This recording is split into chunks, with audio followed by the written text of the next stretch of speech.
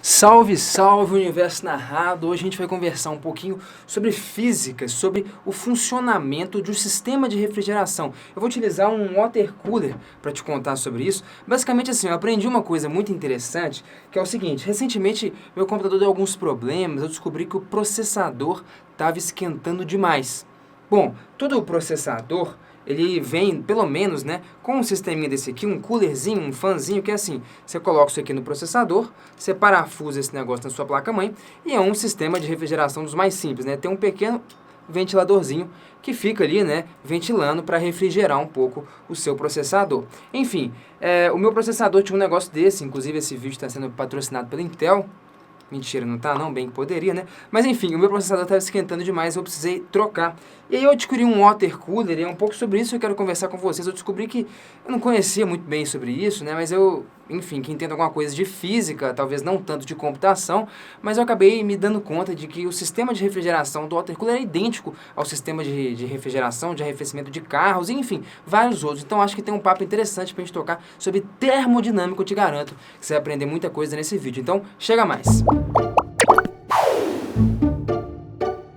Bom, qual que é a ideia, pessoal? Como eu disse, existe um sistema de refrigeração do mais simples de todos, que é esse aqui. Simplesmente um sistema, basicamente, né, de ventilação para fazer o arrefecimento do processador. Então, tal como um processador, quando está num uso muito intenso, esquenta demais, o motor de um carro, por exemplo, acontece a mesma coisa. A gente precisa de um sistema de refrigeração para abaixar a temperatura desses elementos para que não haja um superaquecimento e, por exemplo, não aconteça nenhum problema com o carro ou com o meu computador, como estava acontecendo. Bom, enfim, aí me recomendaram utilizar um water cooler. Eu tô assim, bom, o que é isso? Eu fui pesquisar e descobri, e cara, isso é interessantíssimo. Olha a física que está envolvida aqui. Bom, aqui dentro você pode ver um water cooler, não sei se você pode ver, eu vou abrir esse negócio aqui, pera aí.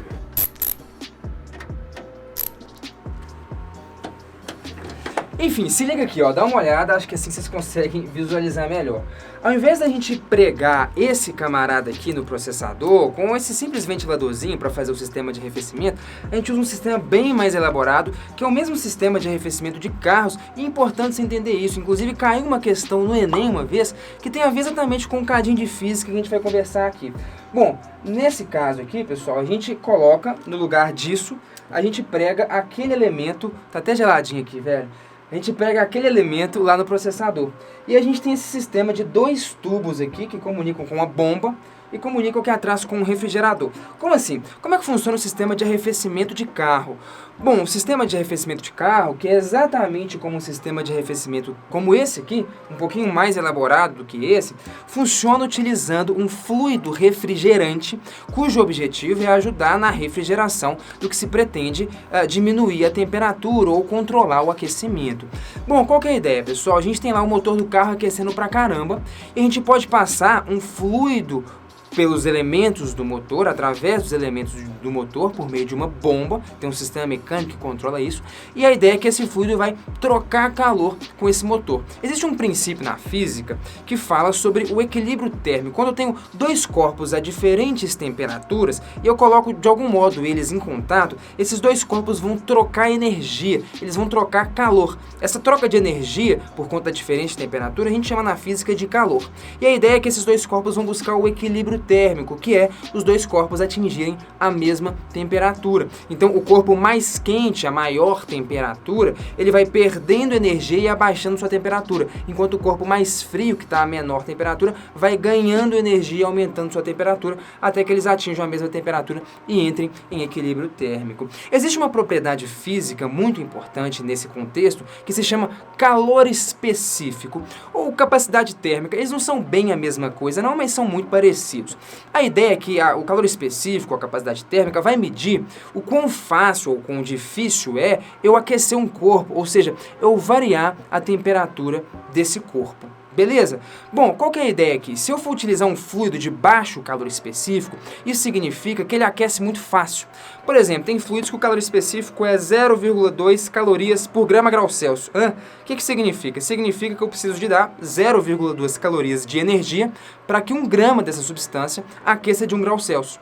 A água, por exemplo, tem um alto calor específico. O calor específico da água vale 1 caloria por grama grau Celsius, o que significa que eu preciso fornecer 1 caloria de energia para que 1 grama de água aqueça de 1 grau Celsius. O calor específico dessa água seria 5 vezes maior do que o calor específico dessa outra substância que eu citei inicialmente. Isso significa, por exemplo, que é 5 vezes mais difícil eu aquecer a água, eu fazer a temperatura da água variar. É por isso que a água do mar, mesmo estando debaixo de um sol muito quente, você entra lá na água e ela está gelada. Enquanto que a areia, por exemplo, está muito quente. A areia tem um calor específico baixo. Então, mesmo os dois elementos, água e areia, estando debaixo do mesmo sol, um aquece muito rapidamente, muito facilmente, a areia, baixo o calor específico, e o outro aquece com mais dificuldade, demora mais para variar a temperatura, a água fica geladinha, alto calor específico. Então, por exemplo, o que você acha que é interessante para você utilizar como um fluido refrigerante num sistema desse de refrigeração? Sei lá, vamos chutar valores aqui. Vamos supor que o motor do carro está, sei lá, 100 graus Celsius, beleza? Se o motor do carro está a 100 graus Celsius, inicialmente o meu fluido refrigerante, ele está a temperatura ambiente, sei lá, 25 graus Celsius, tudo bem? Eu sei que o fluido refrigerante vai passar pelos elementos do motor com o intuito de que nessa troca de calor ele resfrie o motor. Beleza, qual que é a ideia então? Se eu tenho lá o meu motor a 100 graus Celsius e meu fluido a 25 graus Celsius, quando meu fluido passa por ali, a ideia é que esses dois corpos vão entrar em equilíbrio térmico. Então assim, o corpo de maior temperatura perde energia, o corpo de menor temperatura ganha energia até eles encontrarem um equilíbrio. Não seria interessante, por exemplo, que esse equilíbrio fosse próximo da temperatura do corpo mais quente? Por exemplo, meu motor está a 100 graus Celsius, meu fluido está a 25, esse cara diminui, o outro sobe, eles entram em equilíbrio a 90. Pera aí, meu motor só desceu 10 graus Celsius de temperatura, de 100 para 90, enquanto o meu fluido refrigerante foi de 25 para 90. Esse fluido não presta para um sistema de refrigeração, ele tem um calor específico baixo, ele aquece muito fácil, ele varia de temperatura com muita facilidade. O ideal é que eu use no meu sistema de refrigeração um fluido que tenha um alto calor específico. Nesse meu exemplo fictício, por exemplo, seria interessante se meu motor está a 100 graus Celsius e vai rodar por meio dele meu fluido que está a 25, seria interessante que eles vão trocando calor, buscando o equilíbrio térmico, ou seja, igual temperatura, e eles atingem uma temperatura de equilíbrio que seja, por exemplo, sei lá, de 30 graus Celsius, bem mais próximo da temperatura do corpo mais frio, beleza? De menor temperatura. Esse é um bom fluido refrigerante. Ele troca calor, mas ele mesmo aquece pouco. Então, um bom fluido refrigerante, ele faz isso. Apesar dele receber a mesma quantidade de energia que o motor perdeu, ele varia pouco a temperatura, enquanto a ideia é que o motor varie bastante a temperatura e reduza bem essa temperatura. Enfim, então a gente tem um sistema de bomba. A água é bombeada, passa pelo motor, depois essa água naturalmente aquece, ela sai do motor e vai para um sistema muito interessante também, que é o radiador. É um sistema onde a água vai ficar dando umas voltinhas ali e tem um ventilador que vai expulsar esse calor, né, essa energia. Porque não, a água, o fluido refrigerante, na verdade, que passa ali, não é bem a água, vou explicar o porquê já, ele aquece, invariavelmente ele vai aquecer. Mesmo que ele seja um bom fluido refrigerante, a temperatura sobe pouco, mas sobe. Então, depois que esse fluido passa e rouba calor do motor, né? Enfim, toma energia do motor sob forma de calor, né? Ele vai invariavelmente aumentar a sua temperatura. Então esse fluido vai passar por um sistema onde a ideia é ele diminuir de novo sua temperatura. Esse sistema é o sistema do radiador. Então ele passa por esses tubos, tem vários alumínios entrelaçados ali, né? De modo que ele também troque calor com esse meu fluido, e tem também um sistema de ventilação para que eu expulse esse calor, eu mande essa energia embora. Então, basicamente assim, a ideia é que o motor está muito quente, passa o fluido refrigerante, rouba essa energia dele, beleza? Aí esse fluido refrigerante vai para o meu radiador, dá uma voltinha boa ali e tem sistemas de exaustores ou de ventiladores, tais como esse aqui mesmo, por exemplo, para mandar esse calor embora, essa energia embora de volta para o ar. Então, esse calor sai do motor, vai para o fluido e pelo radiador ele vai para o ar de novo. E esse sistema do water cooler funciona exatamente como o sistema de refrigeração de um carro. Na verdade, sistemas de refrigeração, de modo geral, têm um funcionamento assim. Inclusive, tem um cara muito louco que enfiou um radiador de carro no PC dele, no CPU, como vocês podem ver na imagem que aparece aí. É meio maluco isso, mas assim, de fato, esse sistema é idêntico ao sistema de refrigeração de um carro. Como eu disse, eu não conhecia exatamente essa tecnologia de water cooler, mas eu conhecia da termodinâmica, do sistema de refrigeração de carros. Quando eu peguei isso aqui, eu vi que era exatamente igual. Inclusive aqui atrás a gente tem um radiador idêntico ao de carro. Quer ver? Dá uma olhada só, pera aí. Bom, agora que eu desmontei meu computador quase todo, né, tudo em nome da ciência, dá uma olhada nisso aqui. Aqui.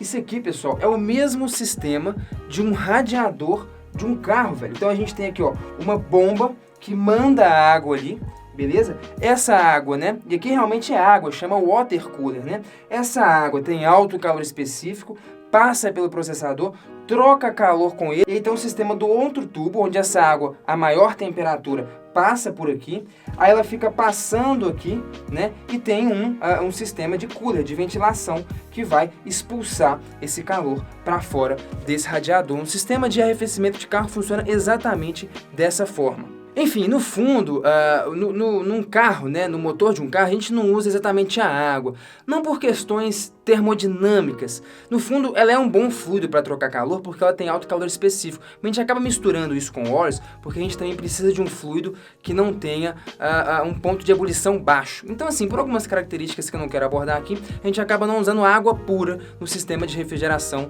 do carro. O fluido refrigerante lá não é só água, apesar de que dá para você usar água. Se porventura você abrir lá, você descobrir, né, que não tem mais fluido refrigerante lá no seu carro, que vazou o óleo, você pode colocar água. Não é ideal que você use apenas água, mas enfim, se for para quebrar um galho, funciona, a água troca bem calor. Pessoal, enfim, então espero que vocês tenham gostado desse vídeo aqui. Se gostaram, se inscrevam no canal, não deixem de ativar as notificações para ficar por dentro do que a gente faz aqui. Sejam muito bem-vindos ao Universo Narrado, onde às vezes a gente desmonta coisas em nome da ciência. Então deixa eu montar esse negócio de novo, espero que não sobre nenhum parafuso, né? Esse é o problema de desmontar as coisas. Beijão pra vocês, até mais, fui, tchau, tchau.